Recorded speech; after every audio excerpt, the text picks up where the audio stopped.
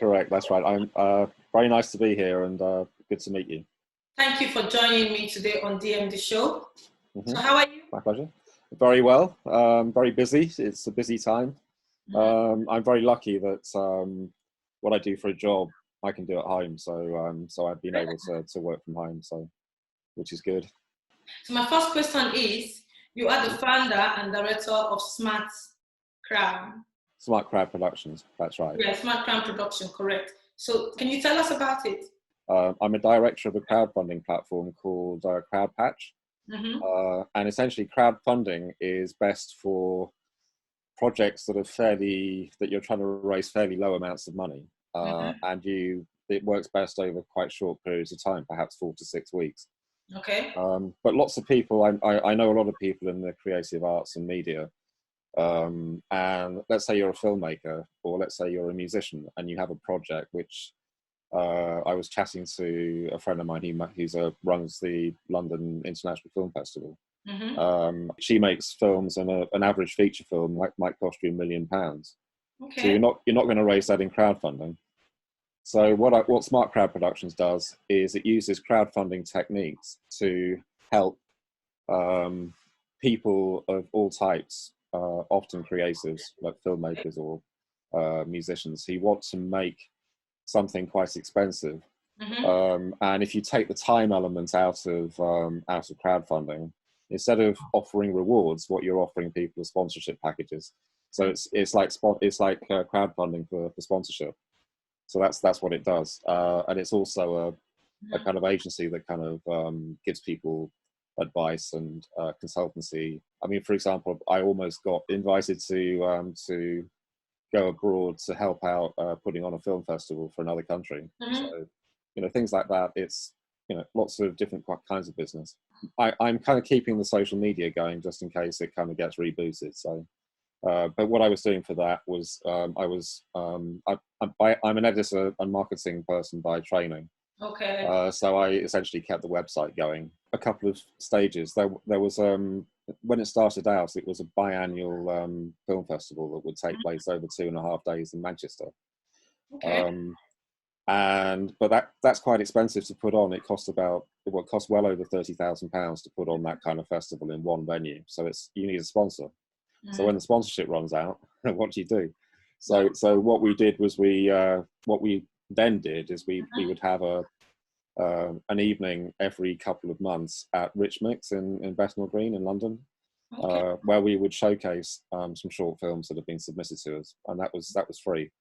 So people would come in and they'd get to see some great movies from all over the world. Mm-hmm. I guess one of the things that I've done in my life, which I guess people may have heard of, is that I was the founder of World Book Day in the UK. Mm-hmm. So I got that going in it was a worldwide thing that the UK wasn't doing. So I persuaded the UK book trade to take it up. And I'm kind of from a publishing background, so I've been an editor and marketing person for 30 years in the British book trade. And so having done that, I had an opportunity to write a blog for a publishing network. And I came across this Icelandic tradition called Jólabókaflóð, or Jólabókaflóð. Mm-hmm. And that's Icelandic for Christmas book flood. Okay. And so it's a bit like World Book Day. But what they do in Iceland, and they've been doing this for 75 years now, is that they're a very literate country. Like loads of people read books, so and like 1 in 10 people in Iceland actually writes a published book, which is amazing. Anyway, so they love books. At the end of the Second World War, the only thing they didn't ration was paper or didn't tax. So they thought, well, how can we get the book trade going again? So they created this catalogue full of every single book published in Icelandic that year that they sent in the post to everybody in the country. And then there'd be a big national conversation about what books people wanted for Christmas. And then they celebrate their big meal and handing out presents on Christmas Eve. So Christmas Eve would come and you'd have the meal, you'd hand out the presents, and then you'd spend the rest of Christmas Eve reading the new books that you'd been given. So I thought, well, this is fantastic. We need to do that here. So I kind of, about 4 or 5 years ago, I started a company that popularizes that tradition. And it's getting more traction every year. Hopefully this year it'll be bigger. So I'm hoping it will take off both in the UK and everywhere else. So what do you find your inspiration? I have a kind of motto for my life which I follow, which is kind of meet people, make friends, and help them. And essentially, if you're nice to people and you're friendly and you're helpful and you look after other people, and without wanting anything necessarily in return, then that builds a reputation that then that person may then come back to you with an opportunity, or it may that they then tell other people about you, and you find other opportunities kind of come your way. And it's a great way to live life. I mean, I'm a very happy person. So, what are your biggest barriers and challenges, and how did you overcome them? Well, one of the successes in my life was I pitched a TV project to ITV, called You're Booked, which was it was like a chart show for books that was like a half-an-hour program every Sunday night. And we pitched it to the guy who was the nighttime commissioning editor at London Weekend Television, which was one of the old ITV franchises back in the 1990s, and he said yes. But then we got handed over to an independent production company that would make it with us, and I became a kind of producer of the show. But then one of the problems that you can't predict is that the person who was our main presenter was a very famous actor called Craig Charles, who you might know from Red Dwarf. I don't know if you've ever watched Red Dwarf. Oh yeah, yeah. So he was in that, and then unfortunately our pilot show went out, and the night the pilot show went out, he got himself arrested, and was on remand for 6 months. So that was the end of him being the presenter of our show. For he was accused of something he didn't do, but it meant that he wasn't available for our TV show. So we had to find another presenter. So that was a challenge. The barriers at work would be, and I guess to some extent with what I do, is that everybody has their own agenda. So you have to try and fit things into what other people's needs are, and so you might think you've got the best idea in the world, but if nobody's interested, then it's not going to go anywhere. So you have to always think of it from the other people's points of view. And you do come across people, and I've come across it in the past. I mean, it's with World Book Day, for example, it took 18 months to actually persuade anybody to do it, because there were lots of egos involved. People are jealous. People are kind of, initially they're not interested because it might be some work for them. So you have to do the work, and then essentially, the way I got that happening is that I said, well, I'd have lots of meetings with all sorts of people, and I'd say, well, so and so is going to be doing it, so how about you, sort of thing. So then there's a kind of fear of missing out, So I don't know. It's people are people. I mean, human beings can be quite unpredictable, so that's sometimes tricky. So does that mean you're living your dream? Well, I think that's the definition of success. Actually, I think if you have a skill set and you're not using all of those skills, then you're going to feel frustrated. True. So I don't think success is necessarily defined by how much money you're earning. If you're doing what you were meant to do, what you were put on this earth to do, and it makes you happy, then that's success. True. And if you do it well and you're happy and you're enthusiastic and you help people and whatever, then all the other things will come to you, like financial rewards, profile, whatever. So it's all part of the same thing. Yeah. So what is your greatest achievement so far? Well, probably the World Book Day thing that I mentioned before. I got Your Books onto TV. I've written 6 books. Those things are nice, and it's great to have those things on your CV, if you like. But that's not really. I don't sit on my laurels. There's always something exciting that I'm working on that I'm very passionate about now, and I'm sure there are things in the future that it just builds and builds and builds. So sometimes it takes many years of work before you actually get to the point where you can say that you've done something that's important to people, or that you feel satisfied with as a. True. But I mean, I guess if anything that you're doing sort of reflects your own personality, and you feel as though you've been a creative force behind it, and that it's been a good experience for everybody involved. Today we have a topic, Uh-huh. and the topic is why do men struggle in retirement than women? Depends how children get brought up as well. Okay. I mean, so typically boys are brought up to be independent and kind of maybe competitive, you know, sort of, whereas girls are much more cooperative with each other. I mean, I know that there are, you know, women can be very nasty to each other too, I know. But essentially women have got, maybe on the whole, and this doesn't go for everybody, but, you know, women's emotional intelligence is probably higher than men's. So the problem with work is that it's very easy to lose your identity in the thing that you do for a job.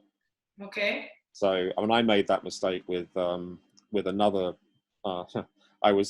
Another business that I was involved with was called Story Code, which was a .com thing to do with books. And we went on Dragon's Den and we didn't get the money. Okay. And when that went bust, I got depressed because I'd put my entire being into making that successful, and I thought that was going to be the thing that was going to really keep me going for a long time. And it stopped because we didn't get the money that we needed, not through Dragon's Den, but through other people. And I guess that's the same thing when you retire, that essentially you stop doing the thing that you've been doing for years. And so you have to find other things to do. And I think women in general are better equipped because of the way that they have lots of female friendships. Maybe there's a network of people that they can turn to if they get depressed. Women on the whole are better at talking about their feelings. So if you do get depressed, or then you just phone somebody up, or you're on Facebook or something, or so. And I think men sometimes struggle to express themselves and so I guess if you're retiring, I think anybody that retires has to find something to do to replace the work that they did. So, you know, if you do retire, then make sure you get a hobby, or you know, get out there, or meet other people, and you have to continue to be a social being. I mean, in my case, because I'm an entrepreneur, I don't have to retire, so I'll just keep going. If I'm still well enough, and I'm still, you know, got the energy and the health, and you know, I've certainly got the mindset to carry on. And the problem with me is that, you know, quite often it takes a long time to actually earn any money. So although I do have a pension, I've been only paying like a tiny amount into my pension every month. So by the time I finish, if I were to retire, I'd only have, I don't know, let's say about £5,000 a year, plus my state pension, which isn't going to keep me alive. So I've got to keep working anyway. So, but I don't mind because I love what I do. So you know, it's not a hardship for me. But I do appreciate that it will be difficult for some people whose whole life revolves around the structure that works give them. So yeah, I'm just talking about in general. I'm not saying everybody. I mean, obviously there are men that are very good at expressing their feelings, and likewise there are women who are not so good at expressing their feelings. So I'm just talking about in general. But I do think in society we even now, I still think there's probably quite a long way to go before women are treated equally in society. Even though there's been progress over the last 20 or 30 years, I still think there are, I mean, for example, if you put, I was on a call yesterday, which is quite interesting. If you go into Instagram and you type the words "my life" into Instagram, then it comes up with all sorts of photographs of people looking amazing. You know, they're in ball gowns or bikinis on the beach, or they're, you know, amazing makeup. You know, everybody looks incredible. True. But if you then log out of Google, so you're not using a Gmail account, and it's like a private account, so it's just, people are much more honest on Google than they are on social media. And if you type "my life" into Google, you'll see things like, why do I hate my life so much, or why does my life suck, you know? So people are a lot more honest, and it's like the questions that they ask. So maybe secretly, you know, everybody struggles, but maybe women are better at kind of finding ways of overcoming their anxiety or their depression about things. And also women are quite often women are the people who organise what the family does. So, if I don't know, maybe a family trip. I don't know. Maybe I don't. In your family, maybe you might well be the person that organises the family to do things. So when you retire, you'll find it an easier transition to organise your life around things that you're interested in. Well, I think it's sensible to, for example, I mean, I'm of an age where I'm starting to be sent Facebook ads and things saying, do you want to take out a policy to pay for your funeral when you? That's scary. Well, not really. I think it's probably quite sensible, because it's like paying for a wedding, isn't it? It's like really expensive. So why not put some money aside to actually do that? And I probably will at some point when I've got some money to do that. But yeah, I think it's not something you necessarily should dwell on. I mean, I think. What you hope for in retirement, and I think it's very sad when people live their lives looking forward to being retired, and then immediately they retire, they get sick, and then they can't do the things that they want to do. That must be really bad. I feel for those people where they've been in a job that they've really hated. Yeah. So I think if I guess the motto of that is that just make sure that you live your life as though it's the last day, sort of thing, and you live it to the full, so that you're making the most out of the time that you've got. So if you do have something that you're really interested in, just make sure that you spend time doing that, as well as your job and as well as your family commitments, and whatever that happens to be. If it's a hobby or a sport or some kind of traveling to different places, maybe, because when you're older later on, you might not have the health to be able to do those things. About keeping interest going and building friendships and things that can carry on after you retire. So let's say, for example, you're into sailing and you join a sailing club. Then you can do that at the weekends, and then you can carry on doing that when you're retired. And it's the same people at the sailing club. That's something that carries on being the same. So it's not. So that would mean that it's not quite so. It's like not everything's changing in your life. You've still got things which are the same, which you can rely on as being the same as they've been for a long time. Or it might be that you enjoy playing bridge, like let's say, and you go to a bridge club where you play the card game every week. And you just meet people who like doing that, and then you retire and you carry on doing that. So it doesn't have to be the end of your life when you retire. I think from a financial point of view, yes, it's sensible to have a pension. Obviously the best advice, which may not be appropriate for everybody, is that it's a good idea when you've just started work to start a pension straight away, because if you're putting £20 a month away, because there will be a day when you're retired, and who knows, by the time I retire, maybe there won't be a pension anyway. So you just don't know. They might. The politicians may decide to do something completely crazy, So, that might be one thing that happens after coronavirus. They might increase the age of retirement, so that you might not be able to retire until you're 70, for example, and that might save them a lot of money. So who knows what they're going to do. I think one thing people could do as well is that there's one of the things that business people do is that they work out what's called a personal survival budget, which is the amount of money. If you add up all the things that you spend money on during a month, how much money do you need to earn every month to stay alive? Okay, so it's like how much do you spend on food, how much do you spend on electricity, how much do you spend on water, how much do you spend on blah de blah, and hopefully you're earning more than that amount of money. But anything more than your subsistence costs is money that you have the freedom to spend on what you want. Some people are mega organized and they like to plan things to the last detail. Other people just like to let things flow as they happen. And no one's wrong. You just got to be true to yourself, be yourself, and find a way that suits you. If you've retired, it doesn't necessarily mean you can't still earn money. It's never too late to start a business if you've got something that you feel passionate about. Okay, so this is for people that have retired. Absolutely. I mean, you know, there's nothing in the rules about being retired that means that you can't actually make money on other things. It's just that the state is choosing to pay you some money for having paid into the national insurance contributions.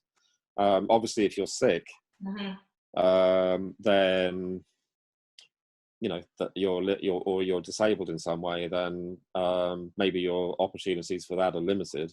But there might well be voluntary opportunities that you can take advantage of, or get involved in your community in different ways. Or you know, maybe there's something that you know about. There are charities. There's a charity called Reach, for example, which is what Reach does is, let's say you've been an accountant or a lawyer, or you've been somebody that fundraises for people when you're in your working life. What that charity does is it matches you up with people who need those skills, who are in the charitable sector. So it might be a charity, or it might be a not-for-profit company or something, and in an area that you're interested in. They need the expertise of somebody, but they don't have massive amounts of money to employ somebody with the right skills. So, you know, just because you've retired doesn't mean you've lost the ability to do those things. So if you want to carry on doing something that you've done for your career, then there are opportunities you can take up to continue to help people in that way. And then you feel valued because you're using your professional skill, you know, even though it's for maybe a charity, or for it might be a amateur dramatic society, or it might be it might be a music group or something, there's always ways of keeping busy and doing things that you like doing. So is if you get a piece of paper and you just write down in 2 columns, and you've got one column that says things I like doing, and in the other column you say things I don't like doing, or things I hate doing, and then you just brainstorm a list on both sides of the things that really fire your passion, and on the other side things that you really would like to never do again, or and on the side where it says things I like doing, then hopefully you can start to see a pattern of the sorts of things that you might be interested in doing and spending your time doing. So okay, so what do you have to say to the other set of people that maybe they're not saving, they've got no plans for retirement? Yeah, it's obviously a good idea to plan ahead, but if you're in a situation where you're in your mid-50s and you haven't planned anything, then now's a good time to start planning, I guess, and work out what's possible. And if your health is good enough, then think about things that you could do that might earn you some money when your retirement age comes. You don't have to retire. One thing, as I said before, the worst thing you can do if you're retired is to sit in a chair and do nothing, and I just get bored and then depressed, and then it's like a ever decreasing circles, because if you don't do anything, you find that it's more and more difficult to get out of the house. Okay, so where can people find you? Well, I'm all over the internet. I'm at LinkedIn. I'm at Chris, and then the number's 24 Norris, so you can find me there. Okay. Email's probably good. I mean, the best email to use is probably C Norris, NORRIS, at crowdpatch.com, which is spelled as it sounds. So it's the word crowd and the word patch, PATCH, and that's the crowdfunding email that I have. I've got emails for lots of other things. If you go to some of the other websites that I'm on, then there are other email addresses where you can find me. I'm on Facebook if people want to find me on Facebook. Yeah, I mean, I'm quite easy to find. I'm in lots of different places. I'm on Twitter as well. I don't use Instagram so much, not because I don't like it, but because there's only 24 hours in the day. Yeah, which account are you active? Which social media? Probably Facebook more than anything else. But what's your Facebook name so people can follow you up if they want to follow you up? Sorry, what's my name? Your Facebook name, yeah. So Facebook name again. It's Chris24 Norris. So Chris, then the number 2 and the number 4 and Norris. So it's like facebook.com /Chris24 Norris. Twitter is my personal one on Twitter is Chris24N. But again, and if you go there, you'll see a whole bunch of other Twitter accounts that I've got, and if you click on those, you'll find all the email addresses and websites for all the other things that I do. So yeah, there's lots of ways of getting in touch with me. So just before we go, Chris, what do you have to say? Do you have anything else to say just before we go? Finding some value in a very difficult time, and especially if people if they know people who've got ill or even died, unfortunately, just to say to people that if you are going through a difficult time, I mean, I've been through difficult times in my life, there is that there is an end to it, and life does get better, and hopefully, life will be even better than it was before, and I'm sure it'll be different, but hopefully we can all enjoy life again afterwards and find things to do that we like doing, and that we can get excited about things again. So yeah, just to wish everybody all the best and send out lots of love and hugs and stuff if people need those. Thank you so much, Chris. It was lovely having you on the show. Yeah, thank you so much. Well, thank you for the opportunity. I've really enjoyed being here. Okay, thank you for joining us today. Thank you for your time. Okay, brilliant. Okay, so this is all we have for you today. Until next time, bye for now.